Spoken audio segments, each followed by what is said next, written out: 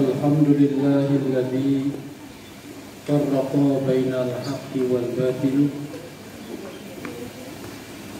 wa amarna bittiba'ir rasul wa nahana 'anil ihtilafil qabihati wal iftiraqil mudil. Asyhadu an la ilaha illallah al-maliku haqqul mubin wa asyhadu anna Muhammadan abduhu wa rasuluhu alladzi ja'ana bid-dinil qawim.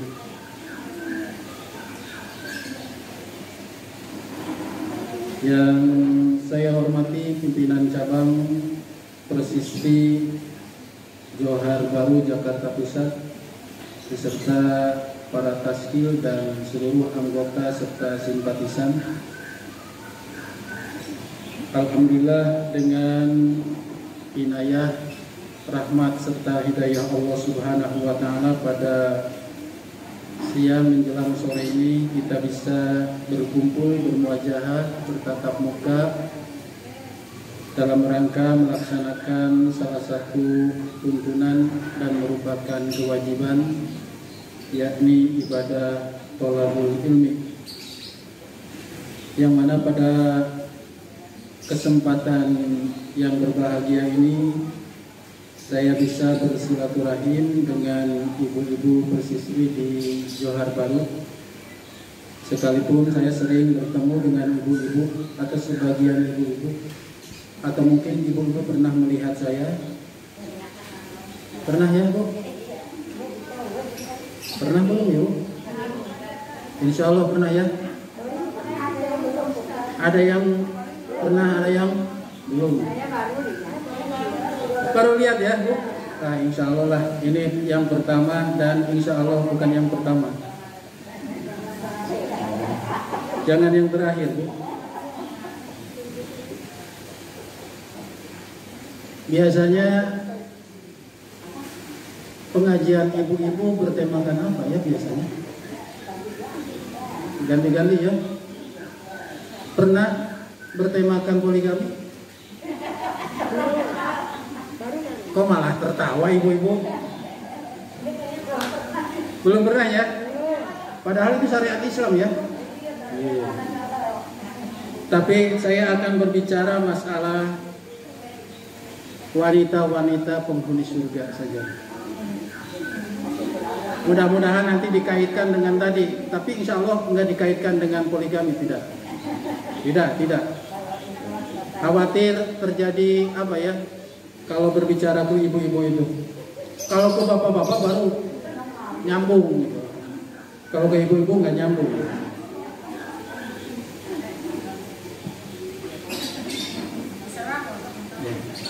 Dalam satu hadis, Bu, orang yang pertama atau manusia yang pertama masuk surga, ada yang tahu nggak? Siapa?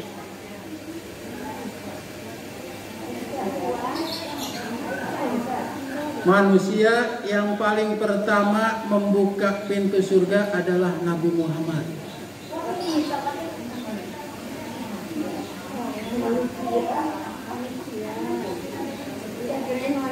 Bukan wanita, manusia, orang. Jadi manusia yang pertama membuka pintu surga sekaligus masuk surga adalah Nabi Muhammad Sallallahu Alaihi Wasallam. Nabinya nabi terakhir, rasul terakhir, dan umurnya tidak lebih dari 63 tahun, tapi yang pertama masuk surga. Kalau dulu kan umur para nabi itu pada panjang-panjangnya, kecuali Nabi Isa. Ada yang 950 tahun seperti Nabi Nuh. Dalam jangka 950 tahun itu cuma 13 orang yang masuk Islam. Bayangkan 250 tahun 13 orang yang masuk Islam. Rasulullah 63 tahun, katakanlah 40 kan dikurangi 40 ya. Cuma 23 tahun Umat Islamnya berapa? Ya kehitung kan? Sampai sekarang. Makanya nanti kata Nabi Muhammad SAW dalam hadis riwayat Muslim, ana aksarul anbiya taba'an yaumal qiyamah. Nanti aku adalah di antara nabi-nabi yang banyak pengikutnya di hari kiamat. Kalau tadi Nabi Nuh 13 orang yang masuk Islam, yang lainnya dimusnahkan, termasuk anaknya dan istrinya. Anaknya siapa? Berapa anaknya? Yang tahu itu kan An kan? Ada Syam, ada Yafis, ada Kan'an. Kita yang tahu yang baungnya. Karena di sekolah pun santri atau siswa biasanya yang terkenal itu yang paling pintar dan paling nakal. Tidak ada yang bodoh. Kalau menurut saya tidak ada yang bodoh. Makanya saya ke para santri itu, kalian tidak ada yang bodoh. Paling juga nakal dikit-dikit. Tidak ada yang bodoh. Nah, saya mau bertanya. Saya sering bertanya kepada anak-anak, mendingan yang pintar di antara yang bodoh atau yang bodoh di antara yang pintar?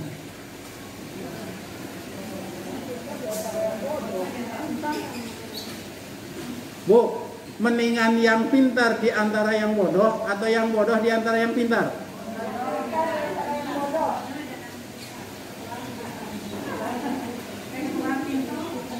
Ya kalau suruh milih yang pintar di antara yang pintar sih gampang kan gitu.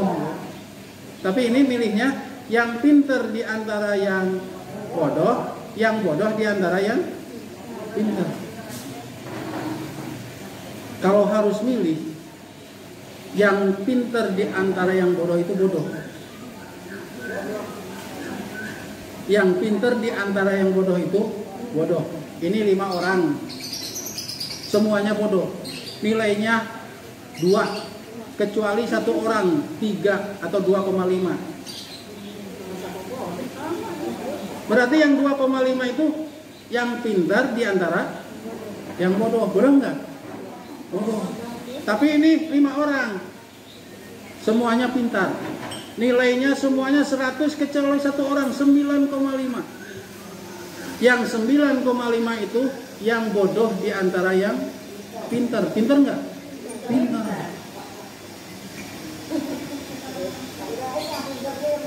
Ya. Tapi kadang-kadang kan kita senengnya, oh dia pintar di antara yang bodoh, seneng disebut pintarnya. Ya, seneng disebut pintarnya daripada di sama seperti begini, Bu. Wah, santri ini agak putih. Seneng kan agak putih? Padahal agak putih itu hitam. Agak putih berarti hitam, tapi seneng. Beda dengan begini.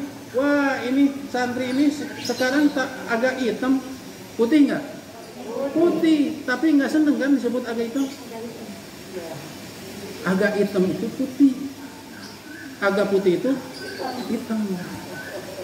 Nah, kembali kepada masalah aksarul anbiya. Nah, Nabi Nuh 250 tahun tak kurangi masa kenabiannya. Ada yang menyebut 950 tahun ya.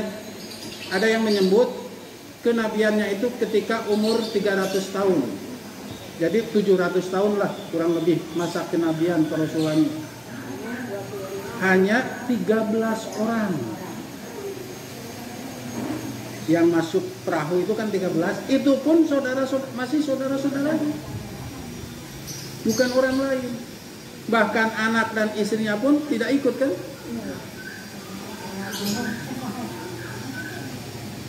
Nabi Muhammad cuma 23 tahun diutus menjadi nabi dan rasul, berapa miliar umatnya? Sudah miliaran.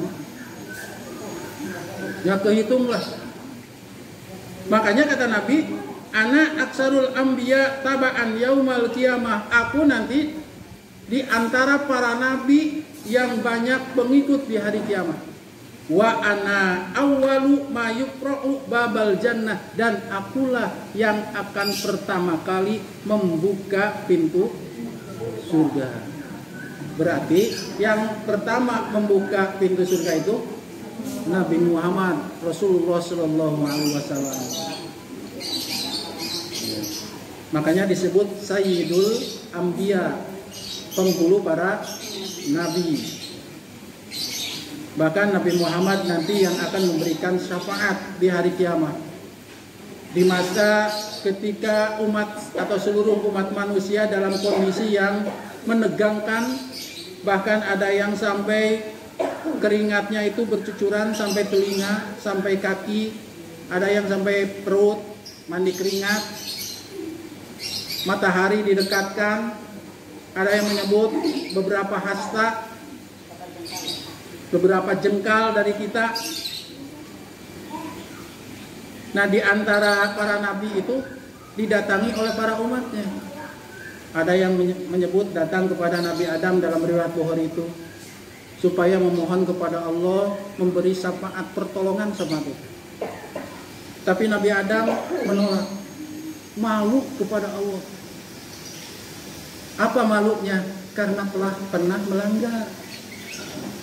Apa bu pelanggaran Nabi Adam? Ya, disuruh jangan deketin pohon, tapi malah memakan buah pohon itu. Kan di wala taqroba hadis sajarota fatakuna minal dhalimin. Adam dan Hawa, jangan kau berdua mendekati. Dilarang itu mendekati sebetulnya. Iya. Tapi setelah dekat dimakan karena buahnya itu. Dan godaan dari setan. Ketika umatnya, para umatnya yang disebut Nabi Adam, ya abal bashar, wahai bapaknya manusia, isfa' lana, berilah kami pertolongan. Kata Nabi Adam, enggak, saya enggak bisa, malu saya sama Allah.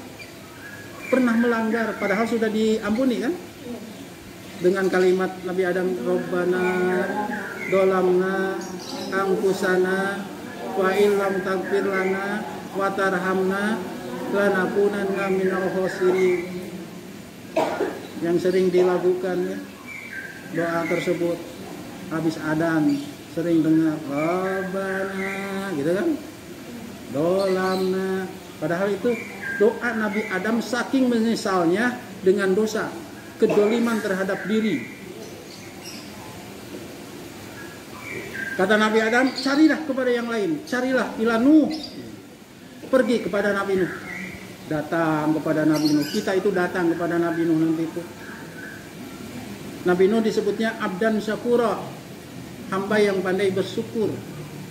Ya abdan syakura isfa' lana, kata manusia, wahai yang pandai bersyukur, berilah kami syafaat. Kata Nabi Nuh, enggak bisa. Saya malu kepada Allah. Apa malu kepada Allah Nabi Nuh?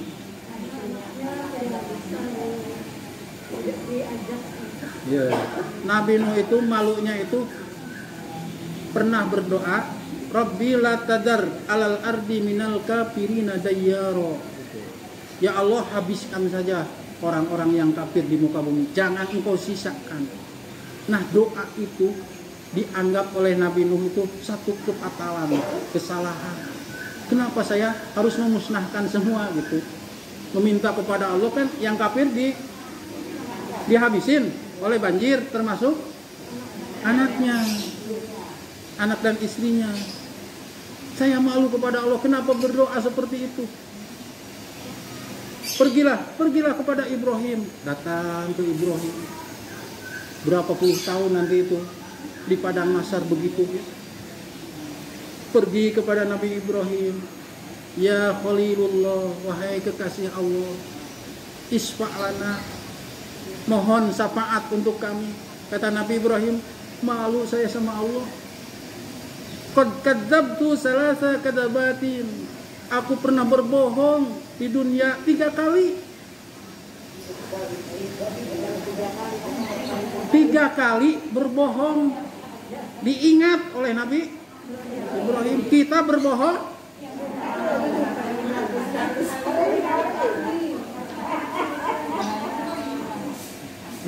pada suami ya, naudzubillah ya, janganlah.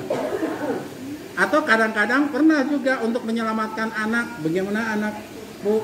Enggak apa-apa, padahal sakit kan gitu, biasa kan untuk menutupi. Atau bagaimana itu. Padahal Nabi Ibrahim itu bohongnya itu menurut kita bukanlah berbohong yang ya fatal. Kalau disebutkan nih berbohong Nabi Nuh ketika diajak oleh bapaknya untuk ajar ya, oleh ajar Nabi Ibrahim untuk menyembah berhala. Kata Nabi Ibrahim, ini sakimun, aku sedang sakit kepala, puyeng, nggak bisa ikut. Kan bohong, diakui oleh Nabi Ibrahim itu bohong. Yang kedua, ketika Nabi Ibrahim bersama Ibu Sarah istrinya sedang berjalan berdua. Di tengah jalan dicegat oleh petugas raja, intel lah katakanlah. Siapa dia? Kata petugas raja, karena melihat wanita cantik. Jadi Ibu Sarah teh wanita cantik, super cantik. Makanya raja pun kepingin. Kalau dijawab istrinya, maka istrinya diambil, Ibrahim dibunuh. Maka untuk menyelamatkan, dia menganggap dia ukhti, dia saudaraku, saudariku. Tetap Ibu Sarah diambil, tapi Nabi Ibrahim selamat, tidak dibunuh. Yang pada akhirnya Ibu Sarah juga diselamatkan oleh Allah, karena ketika raja mau mendekat Ibu Sarah, ngadak-ngadak nggak bisa. Apa ngadak-ngadak? Ujuk-ujuk ya, ujuk-ujuk ya. Tiba-tiba sekonyong-konyong. Ya ujuk-ujuk lemes, nggak bisa nggak berdaya. Tangannya lemes, kakinya lemes, segalanya lemes. Tapi ketika menjauh bisa lagi berdiri, bisa berjalan. Ketika mendekat nggak bisa lagi. Akhirnya dibebaskan, bahkan dititipin hadiah, yakni Ibu Hajar. Nah itu dikasih jariah, hamba sahaya, yakni Ibu Hajar. Nih untuk membantu pergi, yang nantinya jadi istrinya Ibrahim, dua-duanya. Kalau Ibu Sarah kan sudah menjadi istri, Ibu Hajar belum. Nah itu disebut bohong, kata Nabi Ibrahim, saya telah berbohong, padahal untuk menyelamatkan diri kan. Nah yang ketiga, ketika raja bertanya, siapa yang telah menghancurkan ilah-ilah kami, kata Namrud. Kata Ibrahim, bal kabiruhum hadza, tanyakan kepada yang lebih besar. Kan tampaknya itunya ditempelin di leher yang paling besar, tanyakan. Padahal dia sendiri yang telah menghancurkan. Nah itu 3 berbohong itu. Kalau kita sekarung kali sehari. Cuma begini, kalau sudah berbohong 1 kali, biasanya terus-terusan. Makanya saya ke santri itu, kamu jangan berbohong ketika ditanya. Tapi gurunya juga jangan terus-terus, ketika jujur jangan terus di itu. Kan kadang-kadang ketika anak jujur itu kita malah marah, sehingga anak itu berbohong. Contoh begini, ketika anak ibu disuruh beli apa itu ke warung, ada uang kembalian gope, dijajanin oleh anak itu. Kata ibunya, mana kembaliannya? Dijajanin, Bu. Kamu itu, wah, dimarahin kan? Dimarahin. Suatu ketika disuruh lagi, ada uang kembalian lagi, dibeliin sama, dipakai lagi. Ketika ditanya, jatuh, Bu. Oh iya, kalau nanti hati-hati. Si anak berpikir, saya jujur dimarahin lagi, tapi saya bohong nggak dimarahin. Akhirnya dia cari alasan berbohong. Kan tidak terasa mendiri gitu. Ketika jujur dia dimarahin, ketika bohong nggak dimarahin. Dia akan berpikir bohong itu untuk menyelamatkan. Ada pikiran ke situ. Padahal sebetulnya dua-duanya juga dijajanin kan begitu. Yang 500 itu. Nah, kalau Nabi Ibrahim 3 kali berbohong. Bohongnya untuk menyelamatkan. Tapi nanti merasa malu kepada Allah karena telah berbohong. Sehingga kata Nabi Ibrahim, saya angkat tangan, pergi ila ghairihi, silahkan pulang, cari yang lain. Datanglah kepada Nabi Musa, datang kepada Nabi Musa. Begitupun Nabi Musa menolak Nabi Musa. Dia mengatakan, aku telah membunuh seseorang, punya kesalahan, malu saya kepada Allah. Pernah membunuh kan Nabi Musa? Jadi kaum Qibtiyah, kaum Fir'aun dengan kaum Bani Israel berkelahi. Oleh Nabi Musa dilerai, dipisah. Yang dari kaum Fir'aun merasa sedang berkuasa, lawan.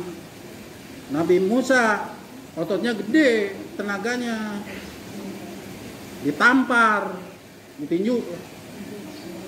Tinju 1 kali terkapar, mati. Dulu ada si leher beton, petinju, siapa? Mike Tyson. Tapi nggak ada yang mati langsung. Nabi Musa dipukul langsung. Nabi Musa mukul ke orang Qibtiyah atau orang Bani Fir'aun sampai mati. Nah, itu jadi alasan Nabi Musa malu kepada Allah. Kata Nabi Musa, silahkan pergi, datangi tuh Isa. Datang kepada Nabi Isa. Tapi dalam hadis Imam Bukhari, riwayat Bukhari, tidak disebutkan apa alasan Nabi Isa. Cuma Nabi Isa berpesan, coba datangi Muhammad. Datang kepada Nabi Muhammad. Ketika datang kepada Nabi Muhammad tersajidan, lalu sujud di hadapan Allah Subhanahu wa Ta'ala. Kemudian bangun, lalu menengadah kepada Allah sambil nangis, memohon supaya diputuskan. Bahkan dalam hadis yang lain itu Rasul sampai mengatakan, Rabbi ummati, Rabbi ummati, Rabbi ummati. Ya Allah selamatkan umatku, Ya Allah selamatkan umatku, Ya Allah selamatkan umat. Yang dipikirin umat. Ya Allah selamatkan umatku, Ya Allah selamatkan. Nah, makanya di hari yang tidak ada naungan di hari kiamat, salah satu orang yang ditolong oleh Allah Subhanahu wa Ta'ala di antaranya orang yang ketika mendengar adzan, salah satunya ya, ketika mendengar adzan dia berdoa untuk Nabi, ati Muhammadanil wasilata wal fadilata wab'atu maqamam mahmudanil ladzi wa'atta. Kata Rasulullah, halat lahu syafaati yaumal qiyamah, dia akan mendapat syafaatku nanti di hari kiamat. Di samping umpamanya pemuda atau remaja yang tumbuh dalam Islam, kemudian yang senantiasa rindu ke masjid gitu kan, kemudian pemimpin yang adil, nah itu akan mendapat naungan. Nah, salah satu di antaranya adalah orang yang mendapat syafaat dari Rasulullah itu di antaranya adalah orang yang berdoa setelah azan dengan Allahumma rabbaha bihid da'wati dan seterusnya. Nah, itu akan mendapatkan syafaat. Nah, kembali kepada bahwa Rasulullah itu akan membuka pintu surga. Bahkan kata Rasulullah, utiya babal jannati yaumal qiyamah fastaftih fayaqulul khazin man anta faqulu Muhammad fayaqulu bika umirtu la aftah bi ahadin qablika. Nanti kata Rasulullah Shallallahu Alaihi Wasallam, aku akan mendatangi pintu surga di hari kiamat. Lalu aku minta untuk dibukakan pintu itu kepada penjaga. Siapa penjaga? Nah, malaikat Ridwan ya, yang ditugasin menjaga pintu surga supaya pintu itu dibuka. Tapi penjaga itu berkata, siapa Anda? Berarti ada perintah dari Allah kan, jangan dibuka. Makanya ditanya, siapa anta? Siapa? Kamu itu siapa? Nyuruh buka pintu. Maka Nabi Muhammad menjawab, fa'aqulu Muhammad, aku adalah Muhammad. Fa'yaqulu, maka penjaga itu berkata, bika umirtu la aftah, aku diperintahkan untuk membukakan hanya untukmu. Tidak ada yang lain selain untukmu. Baru nanti setelah Nabi Muhammad dibuka kepada yang lain. Tapi yang pertama itu yang membuka adalah Nabi Muhammad Sallallahu Alaihi Wasallam. Berarti yang pertama masuk surga itu Nabi Muhammad Sallallahu Alaihi Wasallam. Bahkan dalam hadis yang lain kan bukan hanya Nabi Muhammad yang akan pertama dihisab itu ya. Umat Nabi Muhammad yang pertama kali dihisab, bahkan umat Nabi Muhammad yang pertama ke surga otomatis pertama ke neraka juga. Ke surga pertama, ke neraka pertama. Tapi umatnya yang terakhir di hari kiamat diutamakan. Ini mudah-mudahan kita ahli surga semua di sini. Karena dunia ini semakin tua ya. Sudah mulai banyak tanda-tandanya kehancuran itu. Apakah kehancuran dalam pengertian oleh penyakit, oleh bencana dan lain sebagainya. Paling tidak itu merupakan isyarat kiamatul wusta, kiamah pertengahan. Dan ada juga kiamah sugro, kematian. Ya kalau kematiannya itu sudah akhir hidup di dunia. Nah, yang kedua adalah siapa wanita penghulu surga. Nah, ini yang ada kaitannya dengan muslimah. Kalau tadi kan secara umum manusia pertama kali masuk surga adalah Rasulullah Nabi Muhammad Shallallahu Alaihi Wasallam. Nah, sekarang wanita siapa? Dalam hadis riwayat Al-Hakim juga riwayat Muslim dari Anas bin Malik, ada 4 wanita yang disebutkan oleh Rasulullah Shallallahu Alaihi Wasallam, bahkan disebut nisaul alamin. Jadi manusia atau perempuan ya yang soleh sejagat alam lah gitu. Sayyidatun nisa ahlul jannah arba'un. Ada 4 wanita penghulu surga. Jadi ada 4 wanita menjadi penghulu surga. Penghulu itu yang utama. Yang pertama kata Rasulullah, Maryam binti Imran. Ibu Maryam binti Imran. Ada surat Ali Imran ya dalam Al-Quran. Nah, itu keluarga Imran termasuk Maryam. Dalam sejarah ada yang menyebut bahwa Imran bin Mihsan nikah dengan Ibu Hannah. Dalam sejarah itu punya 2 anak, dua-duanya perempuan, jaraknya jauh ya. Yang pertama Asya, yang nikah dengan Nabi Zakaria. Nabi Zakaria, dan nanti setelah tua memperoleh keturunan karena melihat Ibu Maryam tidak punya suami, punya anak, ya, dan berdoa kepada Allah, itu sering beribadah. Nabi Zakaria memperhatikan, kan diurus oleh Nabi Zakaria, dibimbing gitu. Ibu Maryam itu adiknya, adik istrinya gitu. Jadi Imran itu bersama Hannah punya 2 putri, pertama Asya, kedua Maryam. Asya.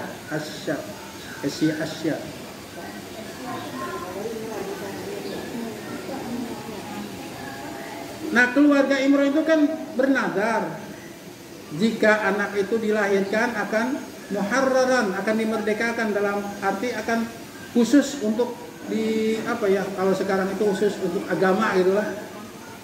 Tapi ternyata yang dilahirkan perempuan, kan? Perempuan, Maryam. Yang pertama itu perempuan. Yang keduanya juga perempuan. Maka dititipkan kepada Nabi Zakaria. Nabi Zakaria itu udah tua-tua gitu. Tapi belum memperoleh keturunan. Setiap melihat Ibu Maryam, melihat Maryam di mihrab atau di dekat masjid, di mihrabnya, Nabi Zakaria selalu melihat ada makanan, ada buah-buahan. Nabi Zakaria bertanya, dari mana ini? Annalati hadza, dari mana ini? Huwa min indillah, kata Ibu Maryam, ini adalah dari sisi Allah. Jadi diberi makanan. Lalu Allah menjadikan Ibu Maryam ditakdirkan hamil, kan begitu. Sebetulnya tidak aneh. Yang lebih kuasa itu adalah Nabi Adam, tidak punya ibu, tidak punya ayah. Kalau Nabi Isa kan ada ibunya gitu. Kemudian hamil. Karena menganggap bahwa keluarga Imran itu keluarga yang hebat, ya, kental dengan keagamaan. Tapi ada putrinya yang hamil.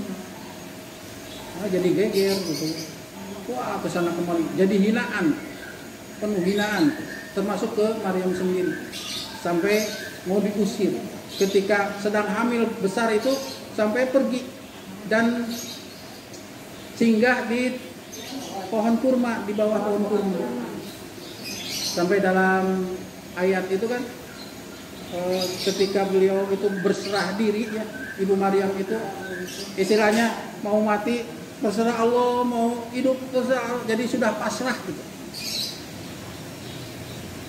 Sampai Ibu Maryam itu ketika bagaimana kalau nanti sudah lahir terus pulang, bagaimana orang-orang bertanya, sampai Allah mengatakan, sebutkan saja sedang nazar saum dalam arti menahan bicara. Makanya nanti Isa itu berkata, berbicara ketika dalam buayan. Sampai ketika merasa lapar, kata Allah, coba goyangkan pohon kurma itu, gitu kan. Padahal pohon kurma itu seperti pohon kelapa, ya, digoyangkan, goyang nggak oleh tangan.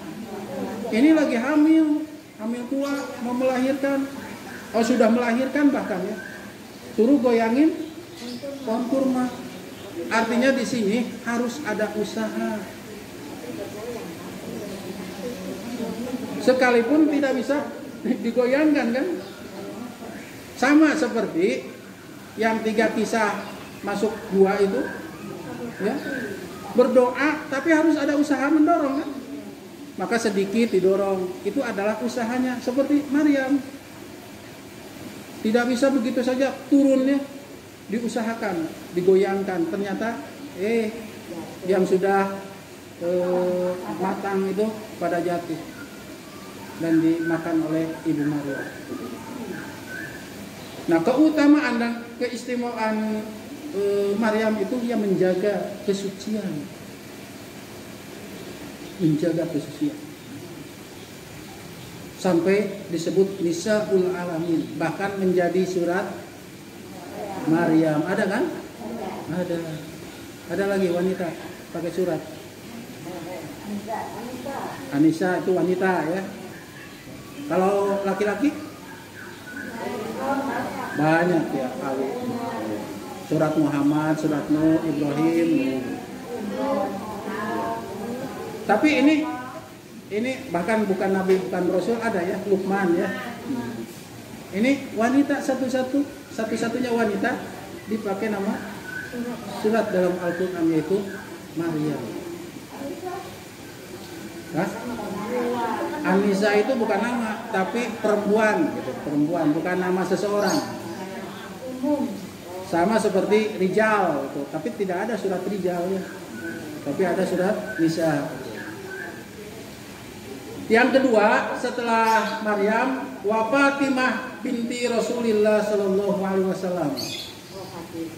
Fatimah putri Rasulullah sallallahu alaihi wasallam. Jadi Fatimah itu seorang yang sabar, yang taat beribadah, sampai ketika Rasulullah sakit keras, beliau bersedih, tapi ketika dibisikin oleh Rasulullah, dia gembira. Jadi ketika mau wafatnya Rasulullah, merasa bersedih, lalu Rasulullah disuruh mendekat, lalu dibisikin oleh Rasulullah. Apa bisikannya? Insya Allah, kata Rasul, kalau menurut bahasa kita, insya Allah Fatimah setelah abahmu meninggal nanti disusul oleh kamu. Berita itu oleh Fatimah itu.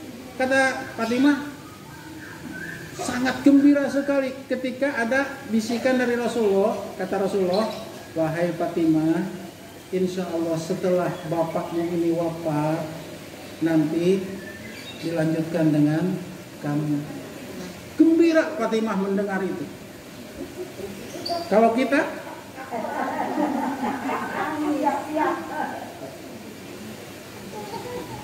ibu kita manggil atau bapak kita manggil, insya Allah Bu, setelah bapak nanti ibu nyusul. Jangankan oleh bapak ya, oleh suami katakanlah. Dipanggil ibu itu. Kata suaminya, Bu, nanti nyusul ya. Coba, mau nggak? Nanti ibu nyusul ya. Kurang lebih 2 minggu atau 3 minggu nyusul ya. Jangan dulu kan. Fatimah dikasih tahu oleh Rasulullah, nanti setelah aku meninggal mungkin Fatimah yang akan menyusul. Gembira Fatimah. Tadinya bersedih itu sampai terlihat gembiranya. Saking gembira mendengar ucapan Rasulullah SAW. Dalam beberapa hadis, duduknya Rasulullah Sallallahu Alaihi Wasallam itu seperti Fatimah. Jalannya Rasulullah itu seperti Fatimah. Fatimah ibunya siapa? Khadijah. Karena dari yang lain tidak punya keturunan. Bahkan Fatimah itu dipesan, kan dinikahi oleh Ali, ya, oleh Ali bin Abi Thalib. Abu Bakar pernah melamar, ditolak. Pernah Abu Bakar itu melamar Fatimah. Umar juga ditolak. Termasuk Utsman, cuma Utsman punya kakaknya ya, ada Ruqayyah dan Ummu Kulsum kan, jadi dua-duanya. Cuma tidak sekaligus. Karena dilarang untuk umat Nabi Muhammad. Kalau dulu pernah disyariatkan. Jadi kalau ada 3 bersaudara atau 2 bersaudara perempuan bisa langsung dinikahi dua-duanya. Kalau umat Nabi Muhammad tidak boleh, kecuali ya kalau umpamanya meninggal atau terjadi pertolakan, perceraian, ada kakaknya dinikah bareng. Ada yang turun ranjang, ada yang naik ranjang. Sebetulnya dua-duanya naik ranjang.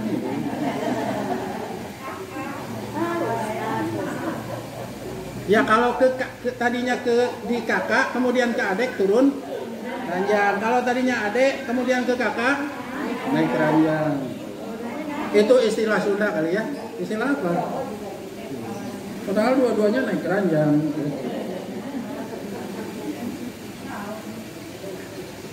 Itu dari Siti Khadijah ya, Fatimah. Jadi ketika nikah dengan Ali bin Abi Thalib, Nabi berpesan, saya tidak rela kamu berpoligami. Tahu poligami? Ta'adud, zaujah, berbilahan istri. Tidak rela kalau anakku dipoligami. Itu dipesan Nabi ketika terjadi ijab kabul. Jadi Nabi berpesan, artinya jangan kamu nikah kepada yang lain selama nikah dengan Fatimah. Makanya Ali bin Abi Thalib tidak pernah nikah, tidak pernah poligami sebelum Fatimah meninggal. Selama ada Fatimah tidak berani. Tapi ketika Fatimah wafat, meninggalkan yang dua itu Hasan Hussein, dia nikah berapa kali? Banyak istrinya. Dari mulai jariyah, atau kalau dulu itu jariyah itu hamba sahaya perempuan gitu, sampai berapa? Sering. Tapi ketika nikah dengan Fatimah, jadi nanti kalau tidak mau di anak poligami, pesen bapaknya, Jang atau Sep, jangan kau sakiti anakku, jangan dulu menikah lagi selama masih ada istri anak ibu, namanya anak bapak. Boleh nggak? Boleh, mau pesan begitu. Bagaimana kata calonnya? Kan nggak apa-apa, artinya mau berarti begitu. Boleh, sebetulnya boleh kalau secara hukum boleh mengamanatkan kalau bisa. Tapi ada juga kata Ustadz, ya, bukan. Kata Ustadz Latif nih, saya pesan dari Ustadz Latif. Ustadz Latif pas mau nikah pernah katanya, kalau mau nikah selama masih muda, kalau mau nikah lagi, kalau mau dua gitu. Tapi nggak berani Ustadz Latifnya. Ini Ustadz Latif Mudin, ini Ustadz katanya Ustadz Pur. Pernah saya juga, kalau kata Ibu Aminah kan bertuanya. Nah, kata Ibu dulu pernah berpesan kalau mau nambah mendingan sekarang masih muda. Jadi sama-sama enak gitu, enaknya terasa, kemudian pahitnya juga terasa bersama-sama. Itu katanya. Ini masalah Fatimah. Tadi kan ini masalah Fatimah, kata Rasulullah, jangan kau sakiti Fatimah, itu kepada Ali bin Abi Thalib.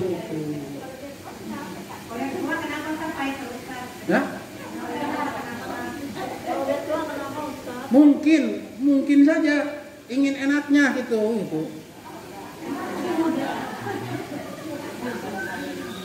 Terutama dari keadaannya kan gitu, keadaan ini dari merintis dari bawah, ujuk-ujuk ini udah ke atas, ini ada itu, mungkin seperti itu gitu. Nah itu mungkin bukan kata saya, mau enaknya aja gitu. Tapi itu nanti dibahas dalam masalah itu, masalah bukan masalah, tapi ini masalah Fatimah pernah begitu Rasulullah gitu. Sampai Rasulullah mengamanatkan kepada Ali bin Abi Thalib. Kemudian yang ketiga, wa Khadijah binti Khuwailid. Khadijah. Siapa Khadijah? Istri yang pertama Rasulullah. Dan Rasulullah tidak menikah lagi ketika Khadijah. Jadi Khadijah itu istri satu-satunya sebetulnya. Baru setelah Khadijah wafat, baru ke Aisyah, kemudian Ummu Salamah, Saud dan lain sebagainya. Ini binti Khuwailid. Bahkan Rasulullah itu sering menyebut-nyebut Khadijah ketika sudah tiada itu. Padahal dinikahinya umur 40 tahun. Bukan gadis. Tapi terkenang. Sampai-sampai Rasulullah itu terbayang itu teman-temannya Khadijah gitu. Ketika bersama-sama senangnya itu membagikan ini Khadijah itu ke teman-temannya. Oleh Rasulullah sering coba buatin umpamanya gulai, bagikan tuh ke teman-temannya Khadijah waktu itu. Yang ini senang kakinya, yang ini senang ininya. Saking rindunya kepada Khadijah. Sampai Aisyah agak cemburu. Bukan agak lagi cemburu. Boleh cemburu? Boleh. Justru harus cemburu. Artinya sayang kan? Nah, sayang kepada Rasulullah, takut diambil. Cemburu. Kenapa sih Khadijah terus yang disebut-sebut sementara yang lain maksudnya aku tidak disebut-sebut gitu. Yang lain itu sebetulnya aku, itu maksudnya. Yang lain tidak disebut-sebut, sementara Khadijah sering disebut-sebut padahal dia sudah wafat. Bagaimana aku tidak terkenang dengan Khadijah di saat mereka semua hampir seluruhnya menolak, dia menerima. Di saat mereka semua menjauh, dia mendekat. Di saat mereka melepas, dia malah membantu apa? Kan hartanya dipakai dakwah dengan Rasulullah Sallallahu Alaihi Wasallam. Maka wajar disebut Sayyidatun Nisa Ahlul Jannah. Jadi penghuni surga. Sudah jam berapa? Wah, udah habis.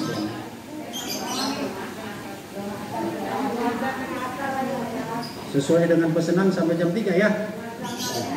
Sedikit lagi ya, sedikit lagi. Sedikit lagi sampai khawatir kelamaan nanti. Khawatir kan. Yang terakhir, wa Asiyah imrata Fir'aun, tidak disebut nama bapaknya tapi lebih kepada istrinya Fir'aun. Asiyah istrinya Fir'aun. Kan dalam surat At-Tahrim juga disebutkan ya terakhir itu Rabbi wa daraba masalam ra'ata fir'auna id qalat rabbi li fil jannah. Apa ya? Lupa lagi. Ya Allah, bangunkan aku rumah di surga. Itu di surat At-Tahrim kalau tidak salah. Kenapa Ibu Asiyah sampai dimasukkan? Kan suaminya seorang raja dan mengaku Tuhan. Tapi ternyata beliau menuruti Nabi Musa alaihissalam yang mengurusnya kan. Dia padahal yang mengurusnya Asiyah itu. Sampai katakanlah menyelamatkan Nabi Musa. Ketika Nabi Musa mungkin inilah yang akan menjadi penghalang nanti itu. Kata Asiyah, jangan. Ini kurota aini. Itu adalah penyejuk mata itu kata Asiyah itu. Sampai mengalah atau kalah dengan Ibu Asiyah ya. Sampai dibiarkan itu. Dan di tengah-tengah mereka dengan kekejaman Fir'aun ternyata Asiyah dalam kondisi Islam. Dan ini menurut Al-Quran ya, termasuk menurut hadis Rasulullah Sallallahu Alaihi Wasallam bahwa Ibu Asiyah itu adalah wanita yang selamat di tengah-tengah katakanlah keluarga yang begitu hancur. Bahkan itu raja kan yang mengaku ilah, yang mengaku Tuhan. Ana rabbukumul a'la. Akulah Tuhan yang tinggi, paling tinggi. Nah, Ibu Asiyah juga termasuk di antara Sayyidatun Nisa Ahlul Jannah. Jadi penghulu wanita-wanita ahli surga. Jadi menurut hadis riwayat Al-Hakim ada 4. Ada 4. Yang pertama Maryam binti Imran, kedua Fatimah binti Muhammad, ketiga Khadijah binti Khuwailid, dan Asiyah istri Fir'aun. Khuwailid. Ya. Khuwailid itu merupakan salah satu tokoh yang mengetahui tentang kenabian, ya. Bahkan beliau kenabian Rasul. Bahkan ketika Rasulullah menceritakan kepada Khuwailid, kata Khuwailid, seandainya aku masih hidup waktu itu, ketika engkau sudah diutus, aku akan membela kamu habis-habisan. Maka ucapan ini terdengar oleh anaknya Khadijah. Makanya pantas Khadijah merupakan salah satu istri yang membela habis-habisan Nabi Muhammad SAW.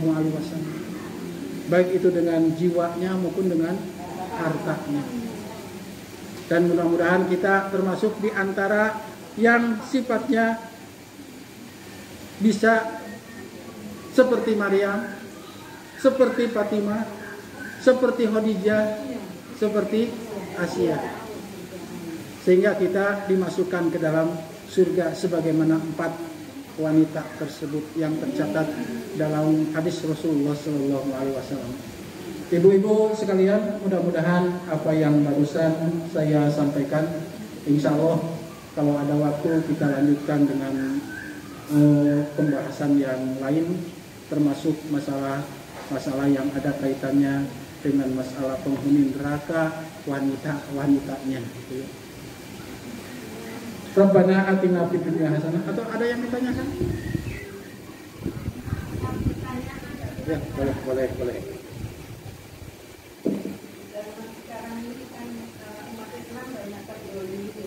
Ya. Boleh tidak kita mendoakan orang-orang yang mendolimi atau orang-orang kafir ini?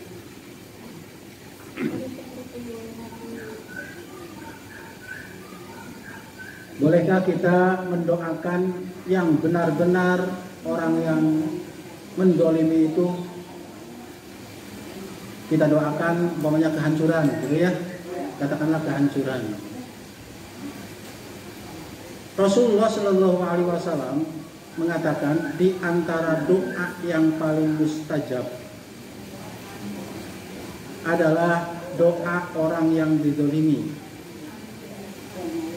Hati-hati terhadap ucapan orang-orang yang didolimi. Maka tidak ada hijab, tidak ada penghalang antara aku dengan Allah Subhanahu wa Ta'ala. Jadi langsung ketika dia berdoa, dia akan bukti doanya. Kasusnya ada seperti kasus Sa'ad bin Abi Waqqas. Sa'ad bin Abi Waqqas itu seorang sahabat yang didoakan oleh Rasulullah dengan perkataan begini, ya Sa'dun atibmat amaka takun mustajab dakwah. Wahai Sa'ad, jaga makananmu, kamu adalah orang yang diijabah dalam doanya. Dan ketika ada yang menfitnah, fitnah dalam pengertian dolim, ya, karena fitnah itu dalam bahasa Arab huru hara sebetulnya, ya. Ke bahasa kita, oh kamu sudah memfitnah saya, dolim sebetulnya itu. Fitnah gitu kita. Disunat fitnah. Di bahasa Arab fitnah dengan fa, ya. Fitnah. Nah, ketika jadi gubernur didolim oleh seseorang. Nabi Sa'ad berdoa, Allahumma atil umrahu wa atil faqrahu wa aridhul fitan. Ya Allah, panjangkanlah dia umurnya, panjangkanlah dia kefakirannya, dan balikan fitnah yang menimpaku kepada dia. Kan saat itu oleh Umar dipecat jadi gubernurnya gara-gara itu. Ya, pernah jadi gubernur di Mesir, difitnah, dipecat oleh, supaya tidak ada gejolak lagi Umar itu. Pokoknya dipecat dulu, baru nanti ditanya saat itu. Ketika ditanya oleh Umar, apakah benar kamu itu? Apakah Amirul Mukminin percaya kepada yang memberitakan? Percaya kepada saya, kata Sa'ad bin Abi Waqqas. Saya, kata Umar, sebetulnya percaya kepada kamu. Ini untuk meredakan kamu dipecat, diberhentikan. Nah, Sa'ad berdoa, ya Allah, panjangkanlah umurnya, panjangkanlah kefakirannya, dan balikan fitnah yang menimpaku kepada dia. Itu siapa yang berdoa? Siapa Sa'ad? Sahabat, ya, gubernur dan sahabat Rasulullah, berdoa kepada orang yang zalim, itu mendolimi dia. Ya Allah, perpanjanglah umurnya. Dan memang betul, di saat Khalifah Umar meninggal, Khalifah Utsman meninggal, dia masih hidup. Dan mengaku ketika mau melihat itu, si alisnya itu diangkat. Ini udah tertutup ya. Si mata itu sudah tertutup. Itu dalam riwayat Bukhari. Ketika mau melihat ini siapa, diangkat ininya. Alisnya menutup ini mata. Saking tuanya. Dan ketika melihat cewek itu apa ya? Cunihin, tahu cunihin? Genit. Mau godain gitu. Sampai ada yang bertanya, kenapa kamu ini? Dia jawab, asobatni dakwata Sa'din, aku kena dakwahnya saat, aku kena doanya saat. Jadi secara hukum, ketika dia berdolim, sebetulnya sesuaikan dengan kedoliman itu. Kalau saat doanya kan, ya Allah, panjangkan umurnya, panjangkan kefakirannya, balikan fitnah yang menimpaku kepadanya.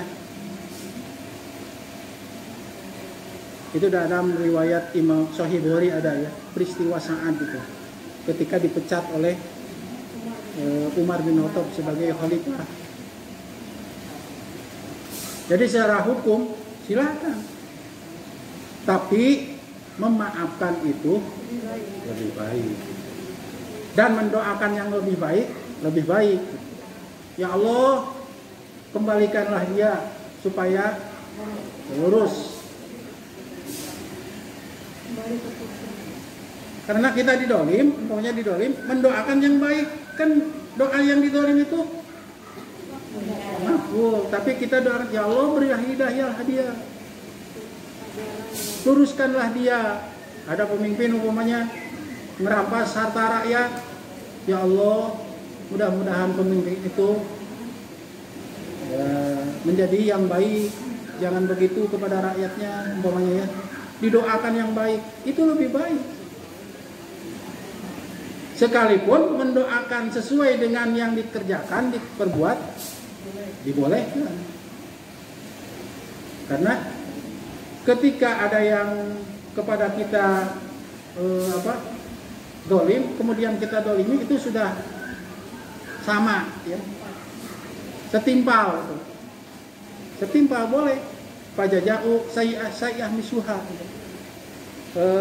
Balasan yang jelek pula. Balasan yang baik pula. Paman apa? Nah itu, siapa yang memaafkan dan berbuat baik, itu lebih baik. Jadi mau SDC silakan. Mau didolimi, aku doakan sesuai dengan perbuatan. Boleh secara hukum, itu seimbang artinya. Tapi kalau dimaafkan, itu lebih baik.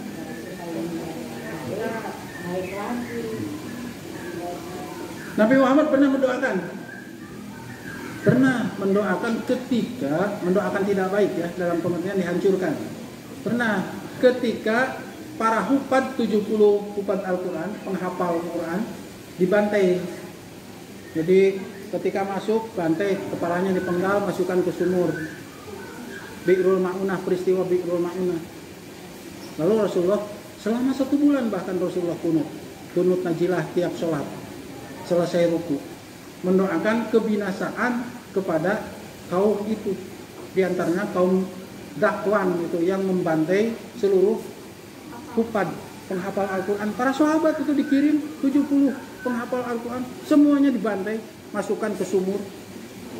Mungkin PKI juga belajar dari yang membunuh para sahabat, bikin sumur gitu. Para sahabat pernah dimasukkan ke dalam sumur dalam kondisi sudah mati, dipenggal akhirnya. Masuk satu orang, penggal, masukkan ke dalam sumur. Itu peristiwa Qunut Najilah. Dan berdoa supaya dihancurkan sehancur-hancurnya. Ada lagi? Cukup?